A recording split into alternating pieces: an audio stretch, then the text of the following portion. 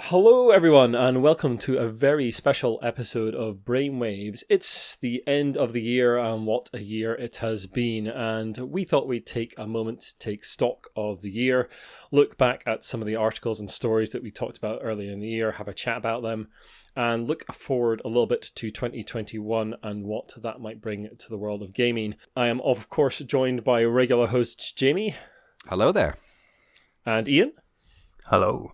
But it's not just us three tonight. We are also joined by a very special guest, and we're very happy to welcome Josh Hartley of the Unlucky Frog to the Brainwaves HQ. How you doing, Josh? Thank you very much for having us. Yes, I'm grand, thank you. I say grand, this has been an awful year. Yeah. Overall. But in this moment, I am content. That's good. How are the rest of the Unlucky Frog doing these days? Very good, yeah. Ben and Charlotte are now settled into their new place. So, phenomenal. So very exciting times for them. Mr. Tom Mannering as well. Funnily enough, I was just recording with him earlier this evening as well. So he's keeping well. He's keeping well. Looking forward to things going back to some sort of normality next year, although I'm probably jumping the gun here.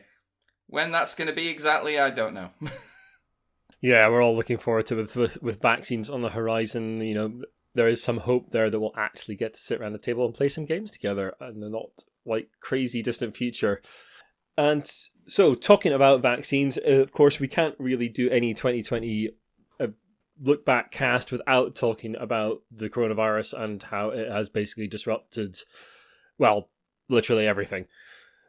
For the gaming world, the major impact there has been conventions, of course. Conventions have not been a thing this year, and we saw a slew of them cancelled at the start of the year, and we haven't seen anything really in the way of conventions apart from the virtual side of things. We've seen, Virtual Expo, Virtual sort of Gamma, Virtual, what else did we see? Virtual Spiel, Virtual UKGE, yeah. Dragon Meet was now ModCon, or was kind of in partnership with Modiphius for ModCon. To name but a few. Albacon as well was. Of course. Oh yes, Albacon, yeah, which replaced Tabletop Scotland. Yes. I feel bad I forgot about Albacon. Me too. Was there, Josh, you're more involved in the world of war games than any of us are. Was there any sort of attempt to sort of do virtual versions of any war game conventions at all? No, not really. Like the thing, obviously, gaming is a huge part of all of these conventions, but particularly with the likes of like Warhammer and 40k, etc., that's very difficult to organize virtually. You can, and people have been playing these games on Tabletop Simulator. I have tried that. That for me is a painful experience. Yeah, I mean, it's a painful enough experience using it for just board games. I can't imagine for miniature games. Yeah, exactly. It is, to caveat this, like as with using it for playing board games, it's better than not playing full stop at all. Completely. But, what Warhammer, Games Workshop have been doing, they have been doing online streams to sort of tease out the information that they would normally be releasing at these sort of conventions. Anyway, sure. It's not the same though. It's not the same excitement as being in the room when that information gets released though. So it's a shame. It's a huge shame. Yeah, I mean, we sorely missed Games Expo. I'd been down at Dragon Meet in London in the last week or so. If things have been normal, seeing friends down there that I don't really get to see otherwise. See them about once a year down at Dragon Meet. So yeah, it's a sad time to not be able to see people and see friends from far and wide. But on the sort of discussion side of this kind of thing, do you think we're going to see companies toning down the number of releases for next year, for 2021, maybe pushing more of their evergreen titles? That's titles that they sort of have in stock and they sell over and over again. Things like Catan would be a good example of an evergreen title. Or do you think we'll still see like big, huge new releases next year? What do you think, chaps? I think next year is full steam ahead. Yeah. Yep. It's time for FOMO. It's time for conventions. It's time for massive Kickstarters. Save the backlog companies. is going to cause a massive swell, and it's going to be a tidal wave. Yep. What I would hope and I know I'm being slightly flippant, but I'd hope that we see less of to none is coronavirus-themed games that are akin to exploding kittens, except instead of drawing an exploding There's kitten, been so drawing many a of those on coronavirus card. Kickstarter. Yeah. Just don't. If you think you've got a good idea for a coronavirus board game, just stop. Matt Leacock would like to tap you on the shoulder and go, "Pandemic, guys. Sorry." Yeah. If there, I mean, if there's ever like when you're asking yourself, is this too soon? Like, if you're still in the event, it is 100% too soon. Like, don't do it. Don't do it. Is that thing still literally happening? It's too soon. Yeah. Grey's absolutely. Anatomy are refilming the final season to include coronavirus, in case anyone is wondering. Really? Yep. Wow. That's so. The thing is, obvious. A moment, a point in their defense, right? It is a medical show. It would kind of be weird if they didn't talk about coronavirus like at all. But at the same time, is that really in good taste? I don't know. Yeah. I saw. I think it was. Might have been Joel Schumacher produced, not directed, but a film that was coming out. I think it was on streaming or something like that, or it was meant to be at a festival. But it was basically like the idea was, it's day 3000 of the lockdown. Is that a Michael basically Bay far future of like this event, and it's like, guys, that is really way too soon. Please stop. I was going to say, this is obviously Joel Schumacher before he died. Maybe I'm getting the name wrong there. I can't remember. It was a director I recognised, but I can't remember. Michael Bay? Nah. I'll look it up. Michael Bay's I'll look it up. Another rubbish director. It could be him. Welcome to Film Waves. Yeah. We are. This is the 2020 look back on films, and us are just slagging film. We'll get back to games later, but now let's do some film slagging.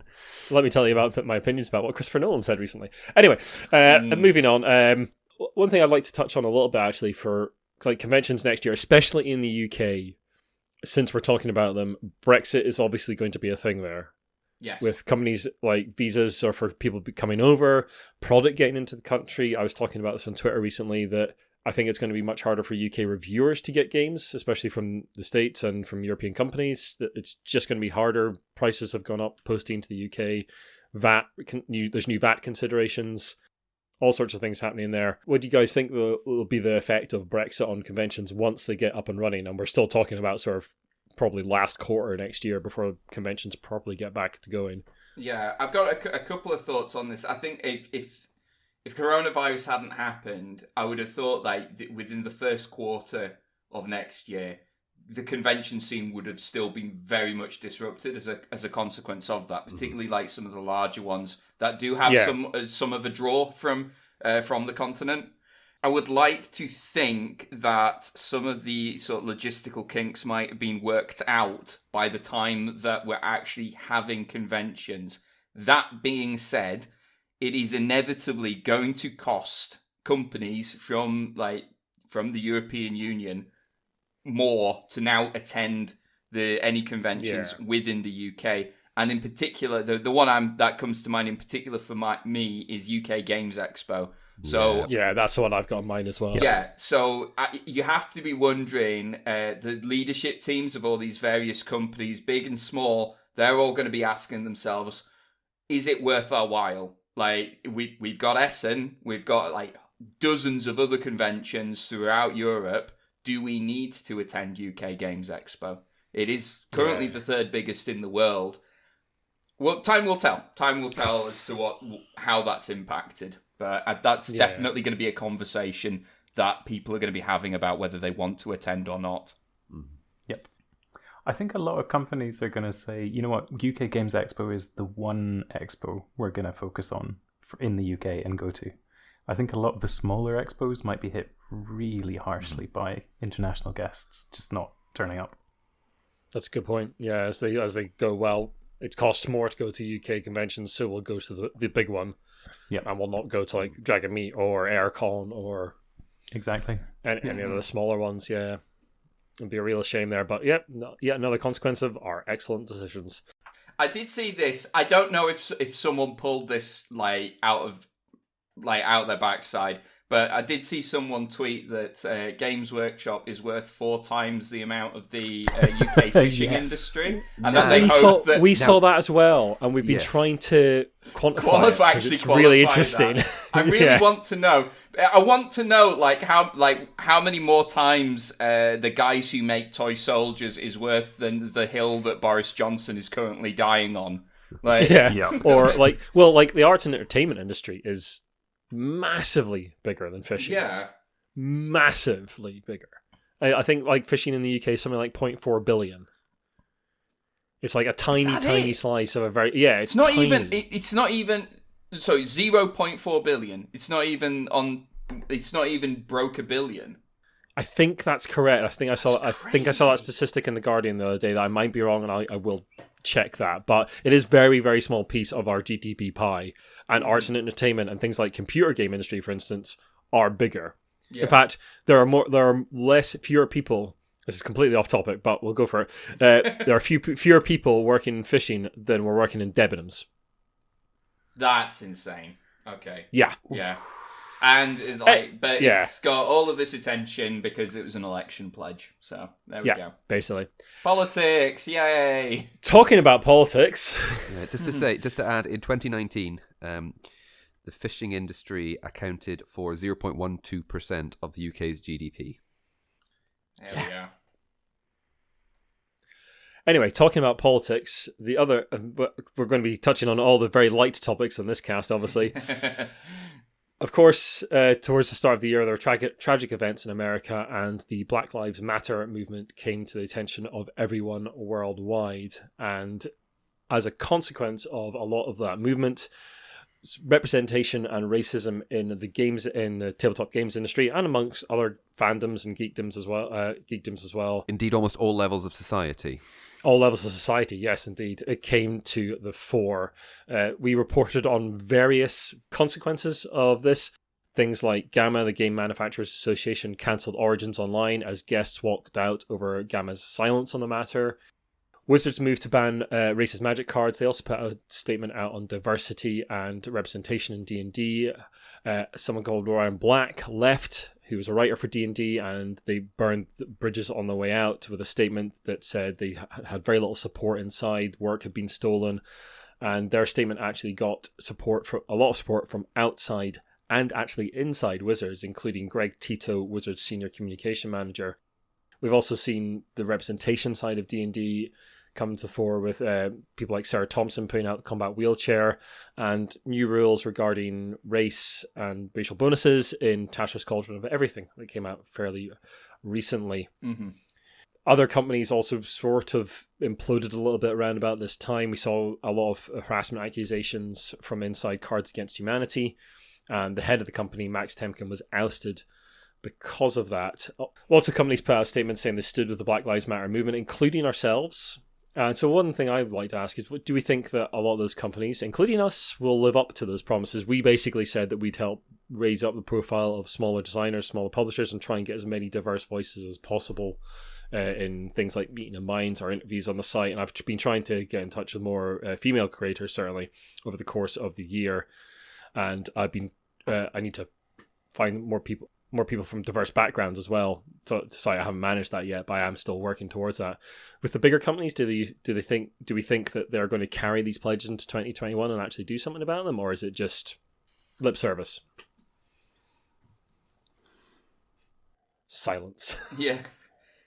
I don't doubt that these pledges are, for the most part, made with the best of intentions. But it's very easy for this sort of stuff to fall by the wayside once the microscope is no longer there. Okay? Yeah. I mean, trying to push for more diversity in tabletop gaming, in geekdom, in the rest of life is not a new thing at all. No. And this is not the first time that companies have made pledges to do better and to be better. But when, like I say, when the attention is not on that, it's very easy to forget. So my gut feeling is kind of. I think. It would not surprise me if, and this may sound cynical, but it would not surprise me if a lot of this has been forgotten about by the time that we've come to this time next year, unfortunately. Yeah, Wizards put out a statement recently saying it's going to take them years to change a lot of the stuff that's sort of entrenched in D&D with the sort of racial stuff and things like that.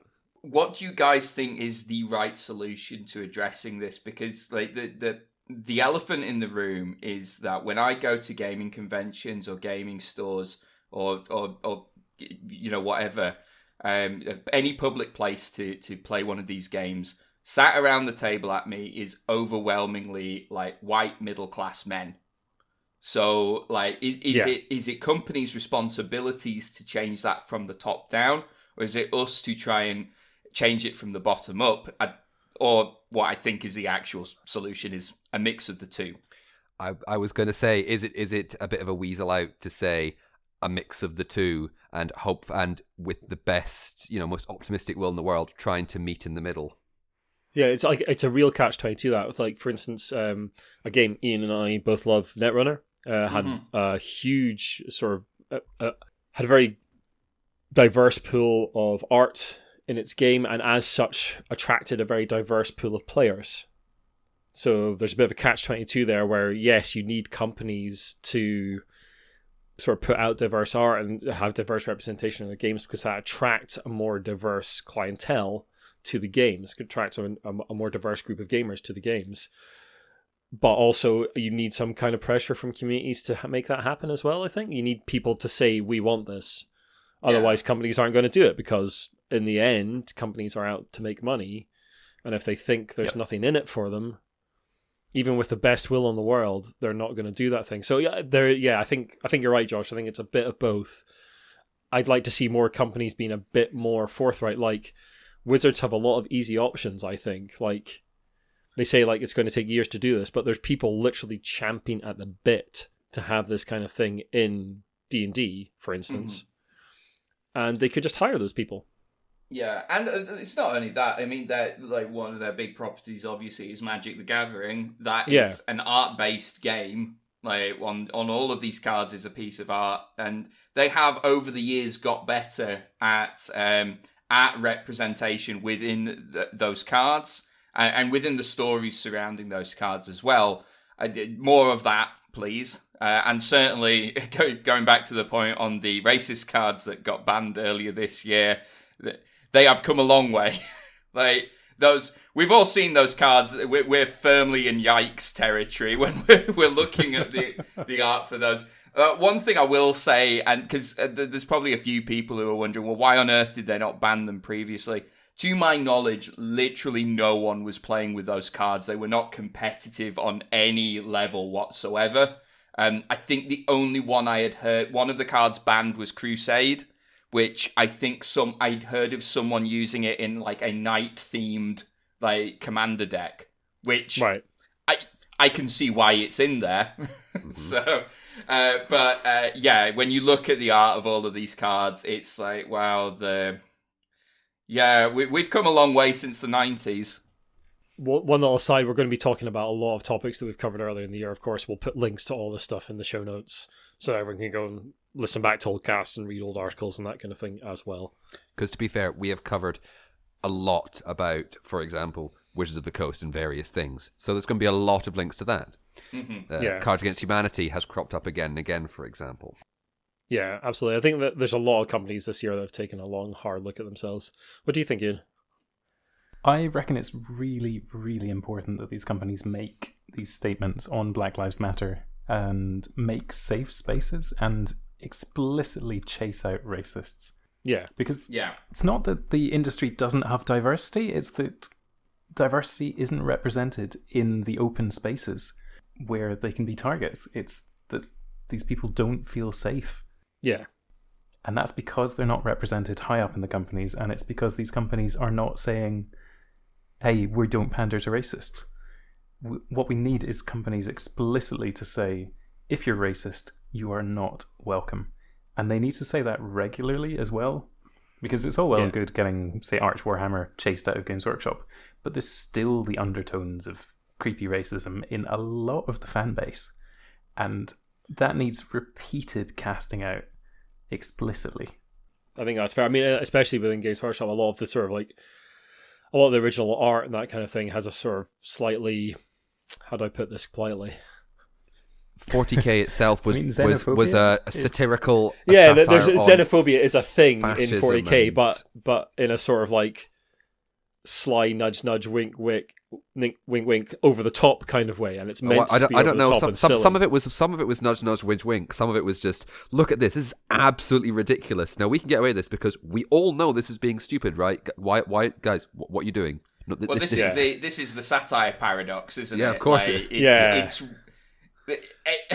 anytime you try and satirize something, you are at risk of actually making it look kind of cool. Like American History X, for an example. Like, yeah, that's a good example. It's clearly in that movie, the protagonist's a bad guy for believing what he believes in, but at the same time, white supremacists love that film. So it's a double-edged sword satire. That's, for me, clearly that is the intent of the Warhammer 40k universe. If you were there at home thinking, the Imperium Man sounds like a cool place to be, it's not. Very much not. No. But again, like, some people are just tone deaf and they think Space Marines are really heroes. So, Yeah, I mean, I remember, like, I've got one of the early 40k rulebooks where it describes like what a Space Marine actually is, and they're monsters. Yes. Oh, they are have genetically engineered monsters. Like multiple livers. They can eat the brains of their opponents to gain knowledge and stuff like that. Just they're monsters. They're absolute monsters. And they have no problem with like just exterminating an entire planet just because there's a little bit of chaos there. Only a little bit. But sometimes only a little bit's enough. But he who fights monsters must take care unless he himself becomes a monster. I realise I butchered that Nietzsche quote, but never mind. Close enough. Yeah. Talking about taking things out of context. Nietzsche, old boy. Oh, shame. Yeah, what are we talking about again? Well, let's move on to Wizards a little bit. We mentioned Wizards a couple of times in that Black Lives Matter section there, and Wizards of the Coast has had a generally bad year PR-wise. They've had problems with a couple of artists. Noah Bradley was fired for admitting sexual harassment. Therese Nielsen was fired for liking racist and anti-Semitic tweets. We'll come back to this again, but the representation, their promised diversity in the product, did they really deliver that in Tasha's Cauldron of Everything? Like we've been saying, they've said that's going to take years to really filter down into the community, and should it? Recent lawsuits with Gale Force 9 and Dragonlance writers as well, and there's been a little bit of speculation over Wizards potentially being sold. Now, you say that speculation, Ian. I'd like to reiterate: one site, one story. Wild speculation. Yeah, it is wild. We love it though. Grandiose. Yes. There's nothing wrong with a bit of wild speculation, and this year has been a wild year for companies being bought and sold. Mm-hmm. So what do we think Wizards will get up to in 2021? Looking forward to 2021, what do we think Wizards will do to like address these problems internally, get themselves sort of back on an even keel PR-wise? I mean, they're still the biggest RPG company in the world. Dungeons and Dragons is still massively popular. Do they need to do anything? I think they're going to be prepared for a huge PR bandwagon when the the Forgotten Realms set of Magic the Gathering comes out. Mm-hmm. I think they're gonna really. Oh, I'd forgotten that was coming. They're gonna push that real hard and hope that people forget about all of this stuff. Hey, about that racism inside our company. Look, shiny cards. For the audience and specific members of the cast who may not know what Forgotten Realms actually is, would you mind a short explanation? No. The fictional setting, or the de facto fictional setting of Dungeons and Dragons. It is not the only one by any stretch, but it is definitely the one that Wizards uses most often when they're designing that game. I believe it first came into prominence in 2nd edition Advanced Dungeons and Dragons in the 80s. Yeah. And from pretty much 3rd or 3.5 edition, it became kind of the the main setting, that everything that went on pretty much happened in a lot the Forgotten Realms. A lot of the Dungeons and Dragons based video games as well are set in that setting as well. I'm thinking like Neverwinter Nights, Baldur's Gate, that sort of stuff. It's kind of you're very generic. Generic because it's Dungeons and Dragons. Very traditional high fantasy place. I would really like to describe more, but it's a generic high fantasy place that's basically mostly some kind of the West, but there's also supplements for the east of the world, and depending on what edition it is, also for going into space. Nice. So it's a bit like, you could say it's a Terranoth ripoff, I guess. I mean, we could say it's a Middle Earth ripoff, but like when we're in this genre, everything's a Middle Earth ripoff. So like, the shadow of Tolkien looms large over everything in this hobby. Well, one thing we will see in 2021 is a new edition of the One Ring RPG from its new owners. Cubicle 7 coming out. Oh, nice. Nope. Sorry, it's not. No. I can't remember who the new owners are. Cubicle 7 used to own it, but don't anymore. Then ignore what I said then.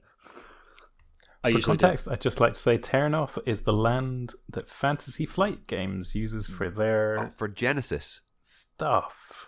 For like battle lore and that tabletop battle miniatures game they had that didn't do very well. And I think Kings that's of the War, full I'm still extent of seeing what I know boxes about of it on sale for like £5. I mean, it is the most... It's the most generic fantasy saying ever. it's a shame because the minis aren't bad. I mean, if you're a budding GM and you want to get some like generic skeletons and orcs, like you could do a lot worse than picking up some of those boxes. But it is actually an intellectual property that Fantasy Flight own, as opposed to all the ones they don't own anymore. Yeah. More on that later. Tease more on that later. I spent a good 40 minutes of my life looking at the games in static with the big reduced to like £5 sticker on them. Yep. And going, is it worth it? Josh, you've played a bit more Pathfinder than any of us. So what's sort of Paizo been up to this year? And have they responded in any way to sort of Wizards' troubles? Not really. They definitely haven't. I don't feel like they've capitalized on it particularly well. That being said, they've had a bit of a rough couple of years since they've launched second edition Pathfinder anyway. Mm-hmm. The player base did not take to it half as well as they were certainly hoping. And I think they've kind of been struggling with that, trying to get... And I understand why they needed to do a second edition. Pathfinder had like countless expansions written for it. It had become like bloated beyond belief, even worse than anything that any sort of state that 3.5 had got. But that being said, I think one of the big mistakes they did was just not making it possible for people to transfer their existing characters over, and people get really invested in them. So I think that reason and many others to do with the mechanics of the game, I think they've still been kind of struggling with that, to be honest.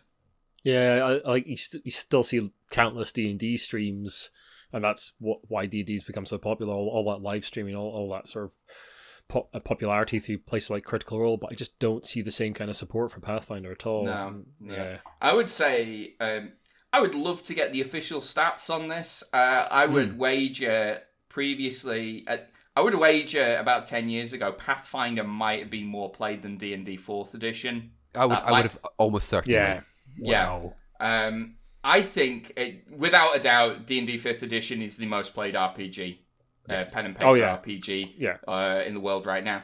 I would wager Call of Cthulhu is now second, and has leapfrogged Pathfinder in that regard. I can't back this up right now because I can't find where I saw it, but I did see, I think it was from Roll20, that was, at least a slice, and it was what percentage of games were played this year were... Yeah, we've covered that a couple of times over the year. Yeah, the majority, I think the main one was Dungeons & Dragons, obviously, and then, I can't remember what order it was, but I think it was Call of Cthulhu, Vampire the Masquerade, Pathfinder was in there. I can't remember which edition, unfortunately. And then, I think it was top 10, and number 10 was Honey Heist by Grant Howitt.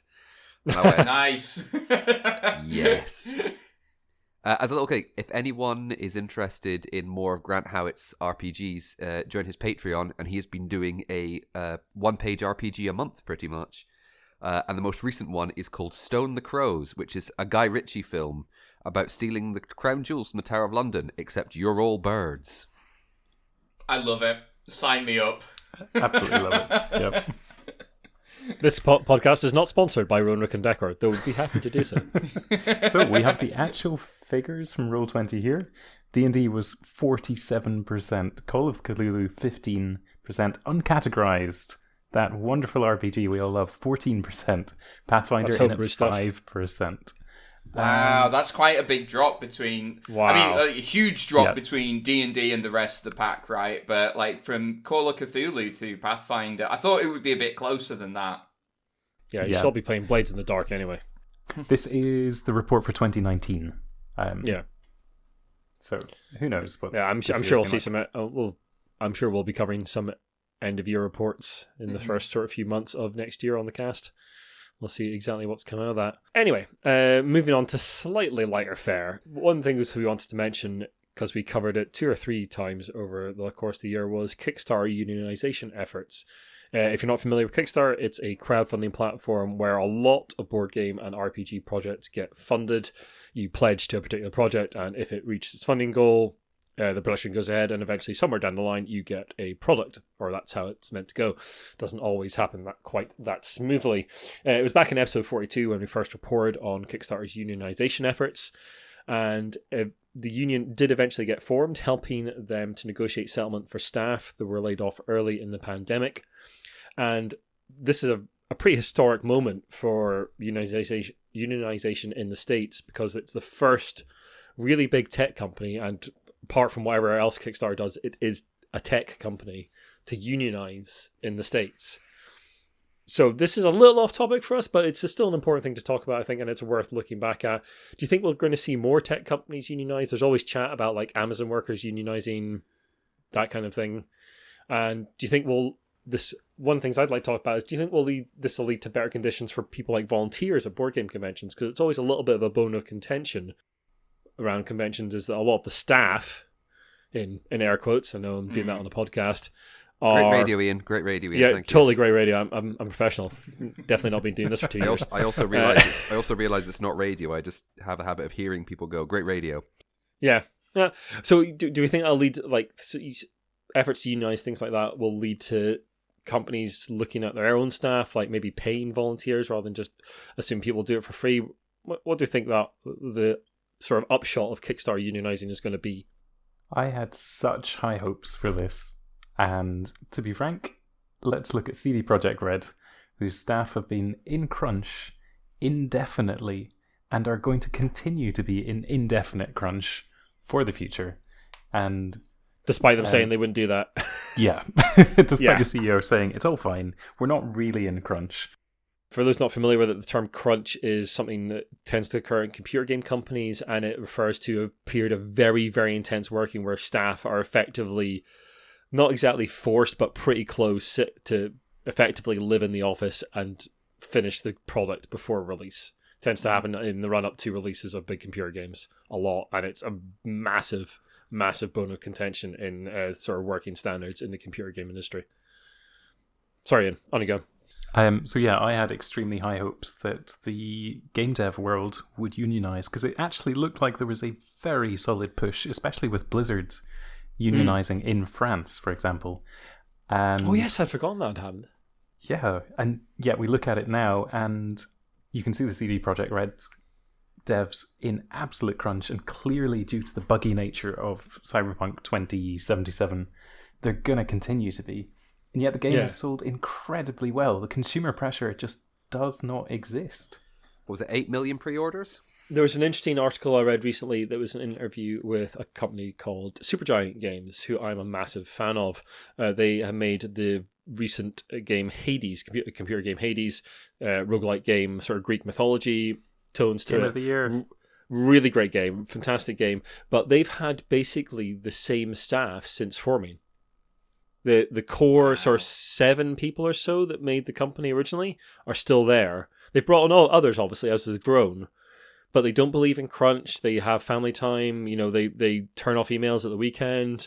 They just have a completely different attitude to this stuff. They manage projects properly. They work to timelines. And they put out products that are fantastic and beloved and doing huge numbers for the size of studio they are. Yep. It doesn't... Basically, I'm saying it doesn't need to be that way. Yeah, crunch is not necessary. The thing is, this definitely isn't a problem that's unique to the video game industry or like gaming industry in general. Like, this happens in a lot of different industries across the world. This sort of culture of, get the product done, get it to the deadline. I don't like, you shouldn't care that you're not seeing your family or resting or sleeping or whatever. Suffering for your art. Yeah, and I if think if only it was our. Well, yeah, yeah.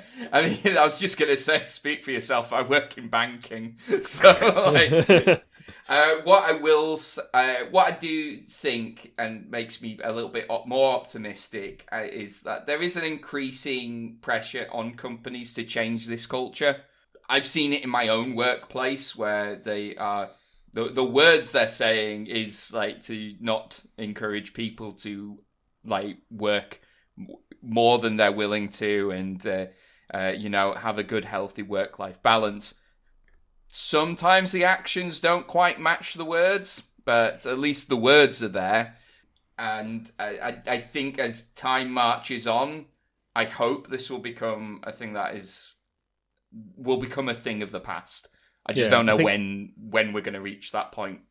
I think one of the things the coronavirus has done is have a lot of people take stock of like their work-life balance and realize like, oh, I can work from home on this particular thing. Like I remember reading an article like someone saying like, oh, people working at home this winter will have bigger fuel bills, and I was thinking like, yeah, but they'll be spending like £1,000 less that month commuting to work, so.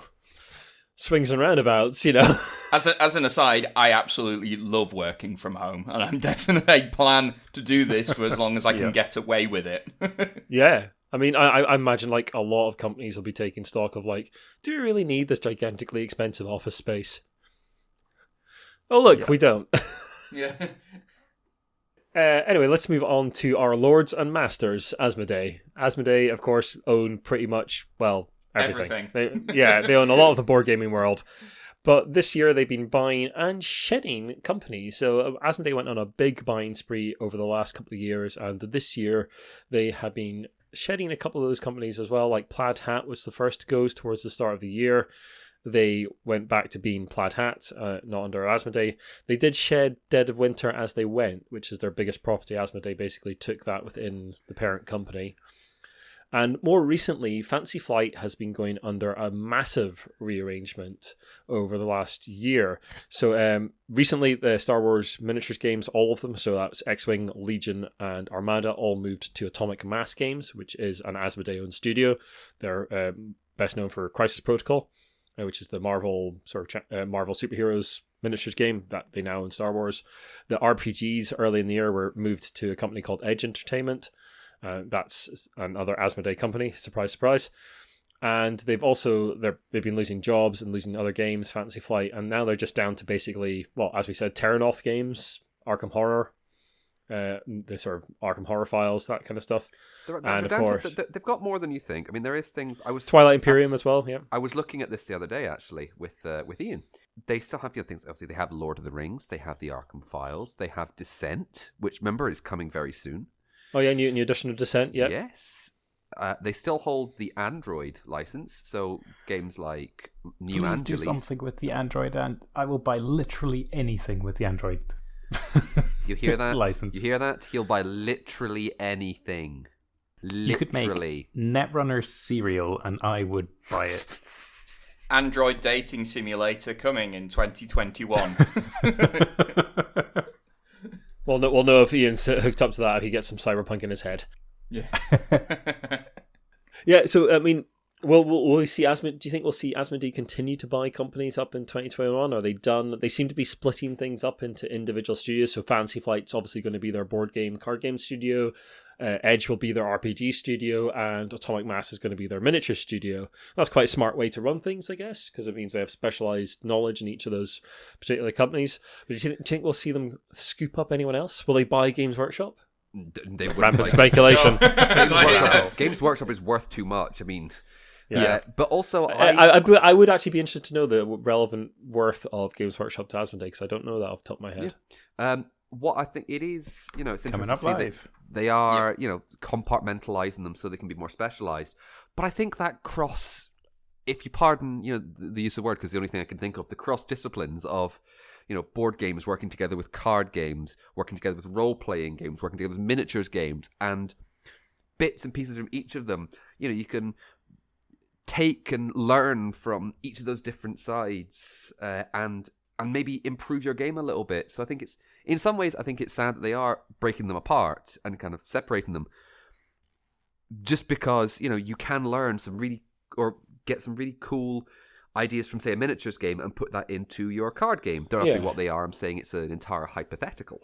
Bit of cross-pollination between ideas. Yeah, I can absolutely understand that. And the thing that struck me with this is why? I mean, Fantasy Flight have been doing these games for quite a while now. I've played a fair few of them, and they're all decent products.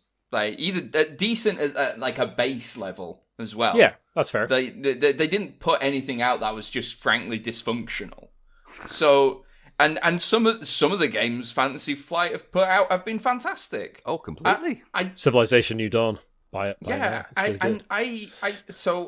don't really get it. If the whole old adage of if it ain't broke, don't fix it, then why are we fixing something that's not broke? I mean, you could rampant speculation time again. It is the sort of move that a company might make before they sell off, or a company goes back like Plaid Hat did, leaving Asmodee. Basically, the big properties have been moved to the parent company now. You could see Fantasy Flight being sold off, perhaps. It's interesting that all they seem to... Is Star Wars the only specific IP that they've removed and put with one company? Well, the RPGs all shifted to Edge as well, so the Star Wars RPG, Legend of the Five Rings, all their RPG are moved to Edge as well. Right. So they're basically left with board games and card games. And when we talked about this on the cast, we thought what might happen is you'll see Fantasy Flight become basically the sort of franchise board game and card game arm of Asmodee. So if they get a new franchise, like Fantasy Flight are about to put out a new X-Men dice game thing. I can't remember what it's called, but that kind of thing, sort of franchise, Marvel Champions, all that kind of thing. That will be what Fantasy Flight is focused on for Asmodee, is like franchised board and card games from big film franchises, book franchises, etc. But that is rampant speculation. I know Asmodee are huge. I don't know if Iain, were you getting the sort of figures for how much Games Workshop? They were both valued $1 and a bit billion in 2018. I know that Games Workshop's currently valued at 3.5 or something ridiculous. Yeah, oh my goodness. Games GW over the last couple of years has gone absolute gangbusters. Yeah. Yep. I think that's a drastic overvaluation. But yes, I would agree. Then again, Asmodee's probably done the same. It's difficult to find out.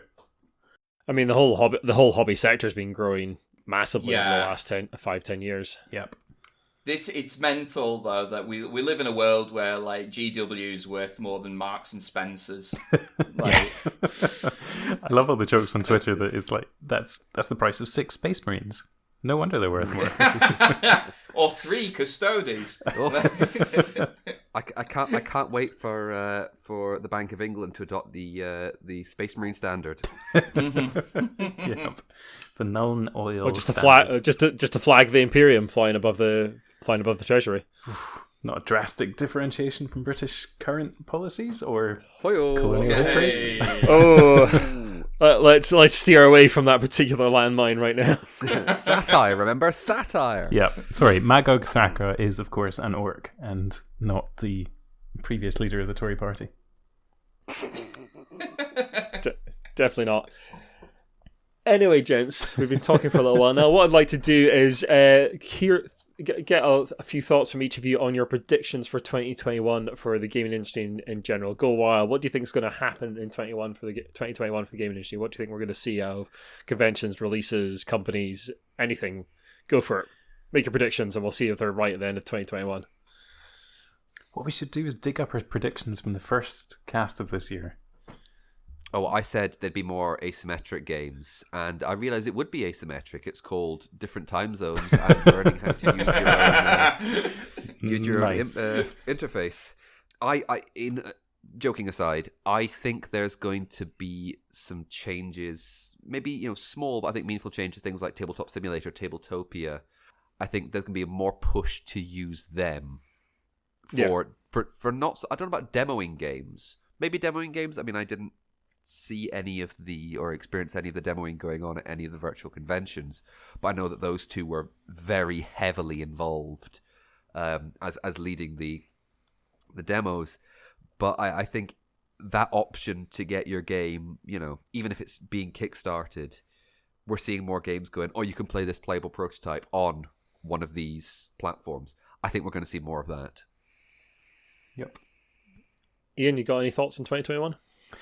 On the convention front, I think the time of conventions being able to put out a lackluster digital front is over. I think if you don't have a decent digital front where people can browse your convention, get demos, get live demos, get product information, you're dead in the water. That's it. We had 1 year. Do you think we'll see digital offerings alongside the physical conventions? I do, actually. Yeah, I think that's going to be a much bigger part of conventions now. Yeah, on a different and hopeful note, I think there's going to be a big push for sustainability. As currently, there's tons of people saying we would like some sustainability in the industry, and some companies are doing it really well, but not actually announcing it, and some companies are doing nothing. And I think Fantasy Flight laughs in destroyed rainforests. Just showers you with plastic miniatures. This rainforest printed one copy of Twilight Imperium 4th edition. Yeah, I think that's a whole dinosaur made all the minis. I won't tell you which one. Why don't you guess? Definitely. Yeah, I think that's going to be a moderate to medium focus this coming year. And if I have anything to do with it, I'm going to push it as hard as I can. Will you have anything to do with it, Iain? Maybe. Gauntlet thrown. Yeah. Not necessarily down. Just in the general direction. Iain might be starting up a little sustainability company, but I'm sure we'll mention that at some other point in the cast. We'll put a link to that in the show notes. For yourself, Josh, got any predictions 2021? Anything you think we'll see out of Games Workshop or wherever else you're into? I mean, Games Workshop wise, it's difficult for me to see the ship going drastically wrong for them. They just need to keep doing the thing that they're doing, and they're going to continue to do pretty well. They would need to make an absolute arse of the next year for things to go really sour for them. Another one of my predictions is another digital one, and possibly a bit of a cop-out, because I think this is just more of a continuing trend of tabletop games integrating tech, be it through mobile phone apps, be it through programs on a computer. I think we're going to start to see more and more and more of that, particularly as I'm sure that, not to sound like Debbie Downer here, but it's going to be in the back of people's minds. This whole pandemic thing might happen again at some point in the future. So let's maybe create products that are better suited for that as well. Maybe see more digital adaptions of board games, that kind of thing as well, like we've seen with Root recently, for instance. Yeah. I mean, there's tons already on my entire Steam library is actually pretty much just board game adaptations. But again, I think we're going to see more of that as well, and see hopefully some of the smaller companies put in some effort into making digital versions. It's not easy and it's not cheap, so I do understand why they might not. Convention-wise, I saw last week, was it last week that UK Games Expo announced provisional dates in early June? Again, I think that is being very optimistic. I'd agree there. Vaccines did go live in Edinburgh this week, so yeah, this is maybe? and this is true. This is true. The whole logistical challenge of getting vaccines out to everyone, and then it's a case of, okay, we're all vaccinated. We now need to wait for case numbers to actually fall. Yep. And with it being a logistical problem, we all know how excellent the Westminster government is at logistical problems right now. Oh yeah, I'm sure they've got it all under control. I'm sure there's no obstacles that's going to happen between now and UK Games Expo as well. So we've had some talk about predictions for next year. I'd like to take just a moment and go, Josh. I think listeners have probably had enough of listening to me, Ian, and Iain. So I'd like to talk to you a little bit. How have you found your year in gaming? How you found this year in gaming for you? Has there been any games that you've played, more you've really enjoyed, or kind of any notable kind of gaming moments from your year that is 2020? My year gaming-wise has been dominated by traditional pen and paper RPGs. I've been playing them so much more than I normally would. And quite simply, they're kind of well suited for distance play, right? Yeah. Like you don't even need something like Roll20 or Fantasy Grounds to make it work. If you all trust everyone to be honest about their dice rolls, all you need to do really is just call everyone. But we have that software now, which enables it a lot. Is it as good as playing in person? No, nothing will be. Frankly, but it, as I said earlier, better than not playing at all. So that's something that's the thing I've been playing the most.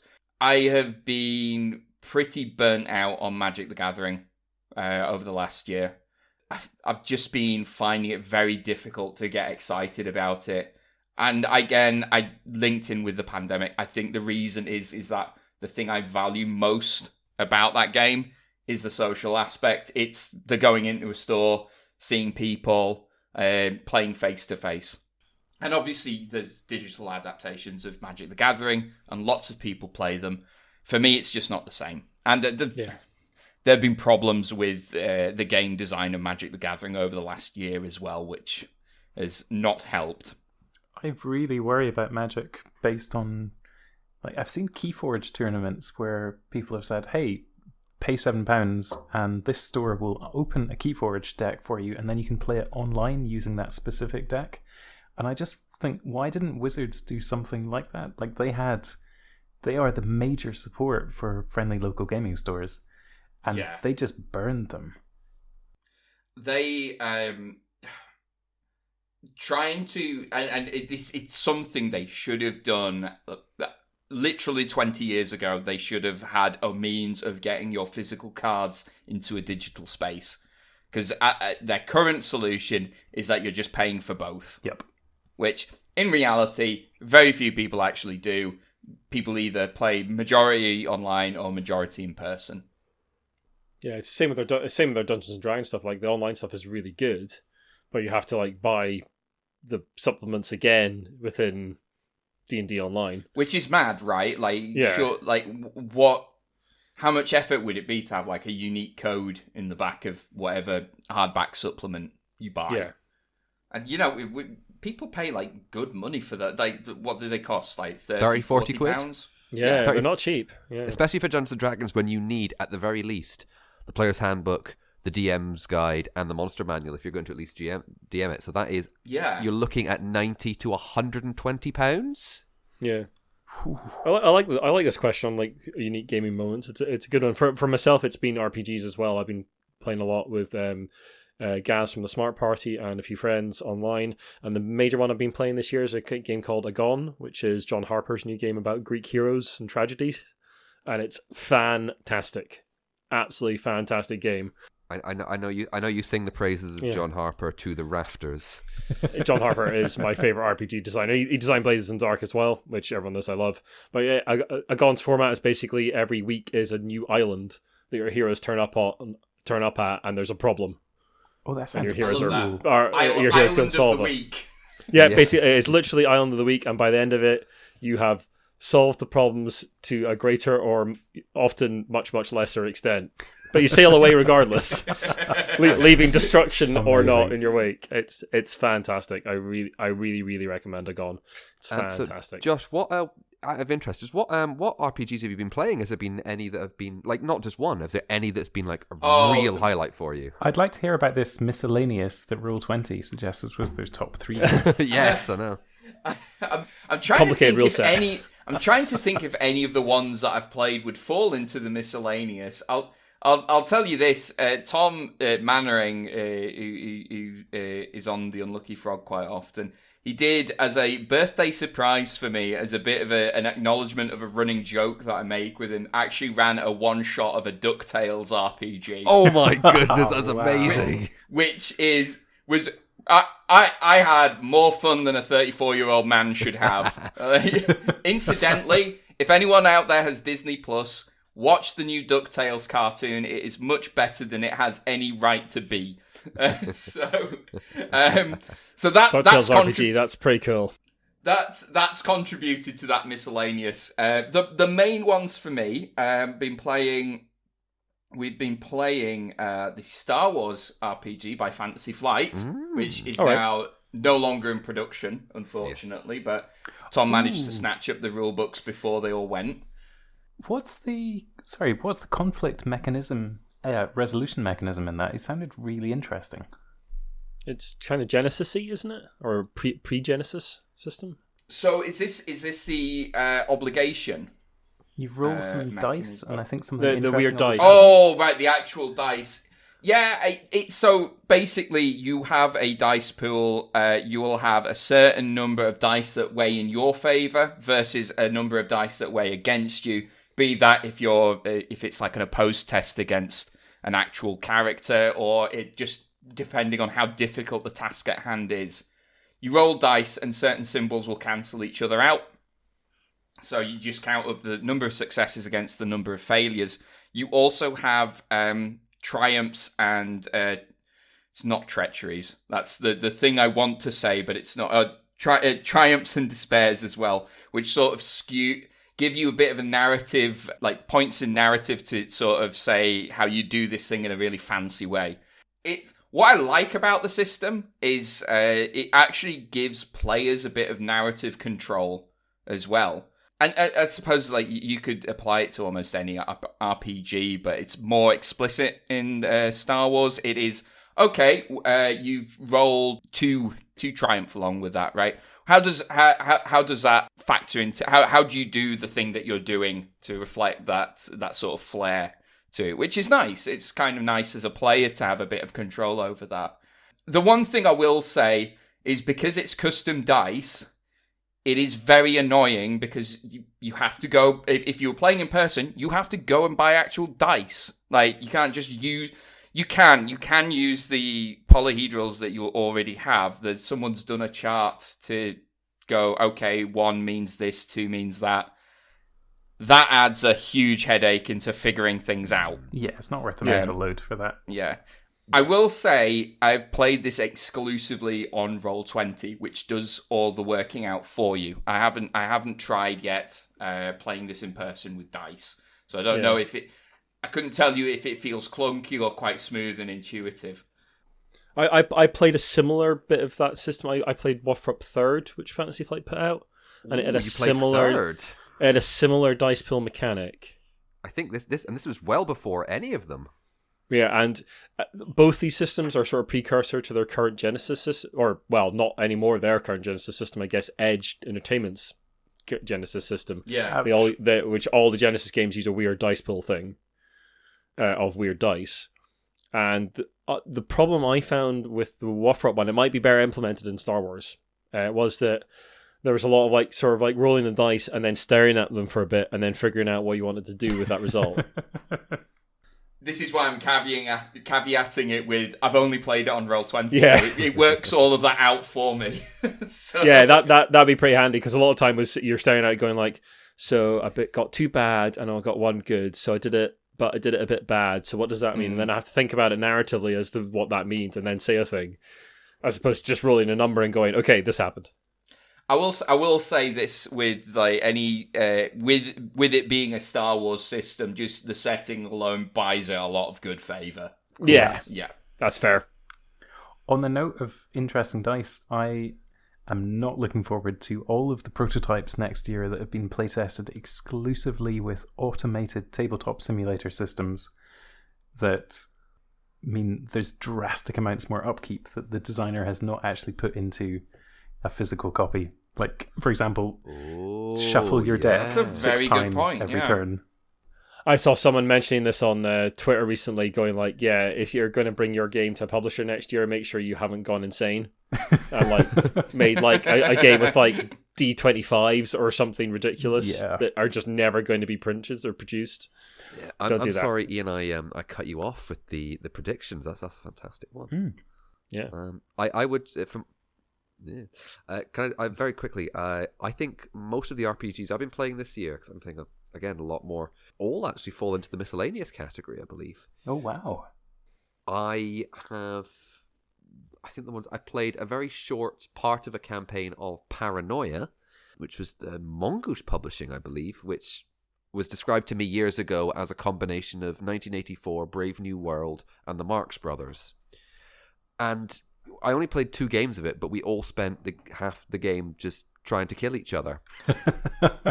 I'm in. You know, yep, it's that's enough. That was odd, and you know the rules. Like I wasn't allowed to see the rules. Apparently, players are not allowed to see the rules because the game is kind of meant to be, again, that satire, that pastiche of dystopia, and a friend computer is watching you. So if the GM thinks you might start to be understanding how the rules are working, let's say you don't do that. I've also been playing Vampire the Requiem, which I actually, this sounds like I'm damning myself with faint praise. I've actually been really enjoying. I think I've had bad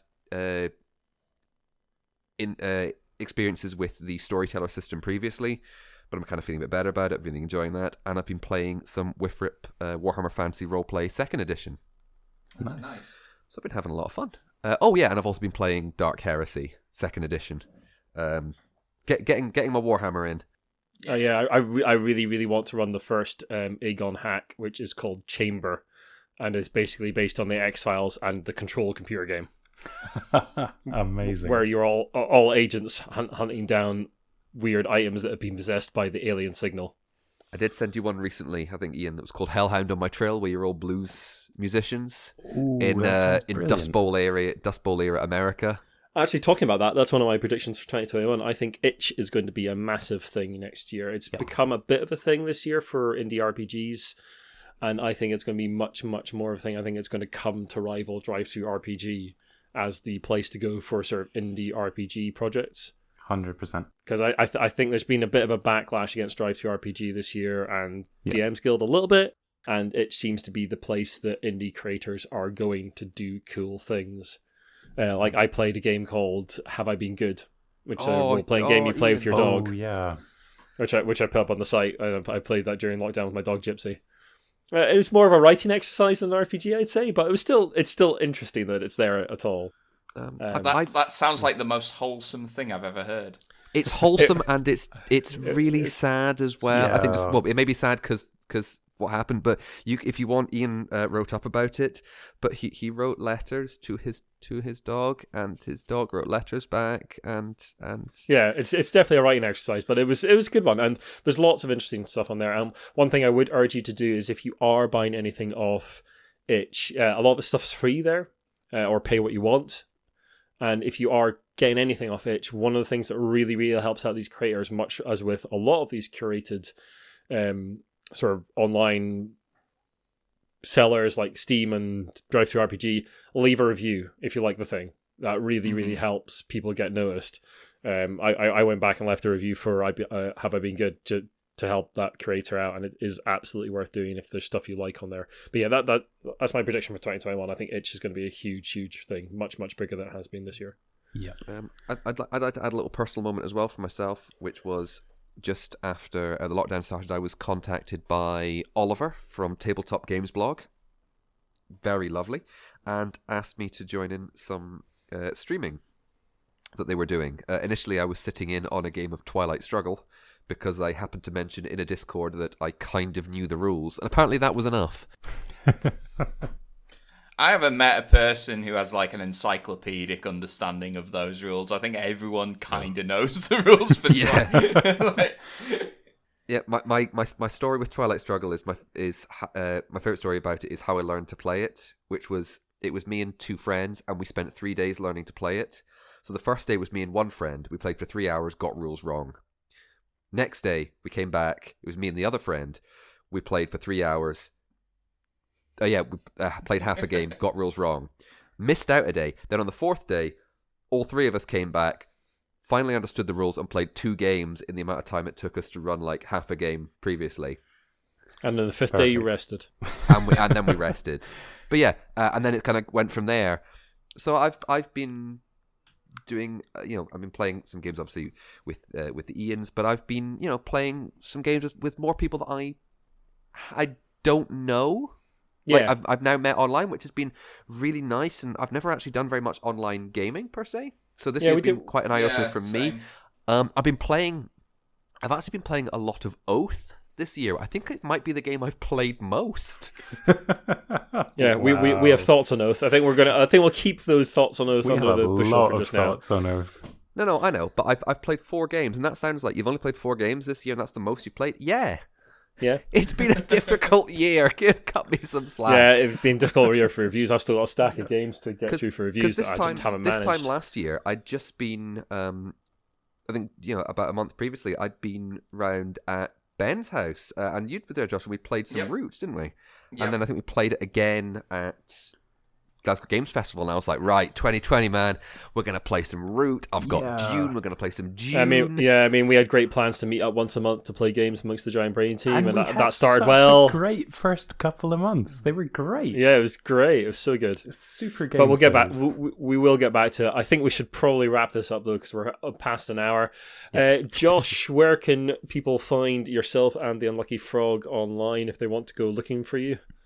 Yes, you can find our podcast on all the usual places that you can listen to your podcast. Just search for Unlucky Frog Gaming. There isn't any other search result when you put those words in. And nice.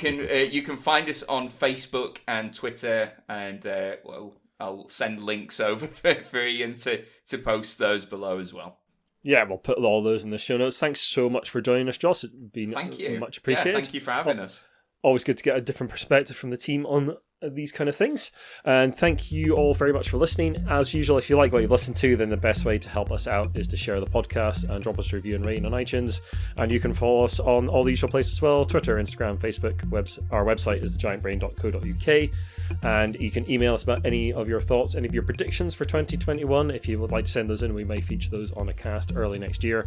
That is giantbrainuk@gmail.com.